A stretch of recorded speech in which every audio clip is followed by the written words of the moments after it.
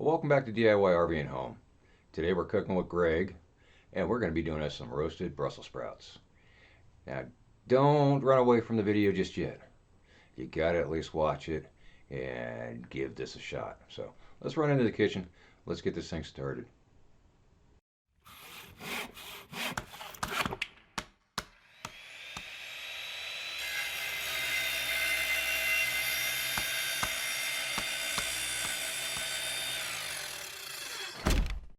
All right, I'm grabbing my Brussels sprouts. I'm going to go ahead and take just a little bit off the bottom just to freshen it up. Cut it in half.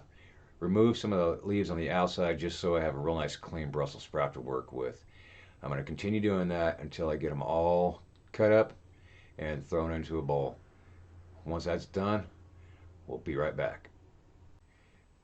With the Brussels sprouts halved and cleaned up, we're now going to, in the bowl, add some olive oil, some salt, pepper, garlic salt, and seasoned salt. Now this is all to your taste. Put as much as you want in, as little as you want in.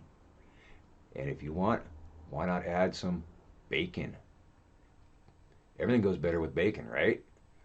Put some bacon in it. I didn't do it this time, but it's good.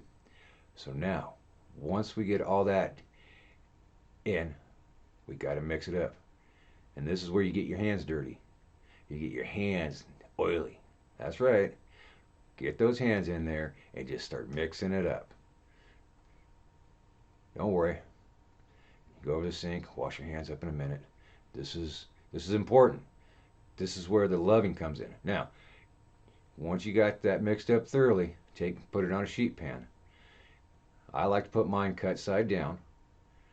That way the bottoms get really nice and caramelized. The outer leaves kind of get a burnt to them, but it's a good flavor if you catch it in time. Let it go too long, then they start getting a little bitter. So you got to watch it. Here it is. They're going in, and I'm going to put them at 450, and I'm going to just cook them as long as they need to. Yeah, I'm cooking dinner at the same time. It's not just do this and that's it. I'm cooking. These we're eating tonight. Here they are. They're coming out. I am going to cook them until they're fork tender, where I can take and stick a fork in really easy and very little resistance. Okay, you can see the top of them, the outer leaves have got a little bit of burn to them, char. It's not burn, it's actually char, and it's really, really good. Oh, well, hope you saw that. There was a little bit of caramelization on the bottom of that one. So, mine went about 15 minutes. I think that's all it took for me. It's until it's nice and tender with the fork. As you can see here, this was a dinner. And a spoiler, up on the top of that plate there is some cauliflower tater tots. That one's coming soon. Hope you guys enjoyed the video. See you on the next video. Please share, subscribe, and like.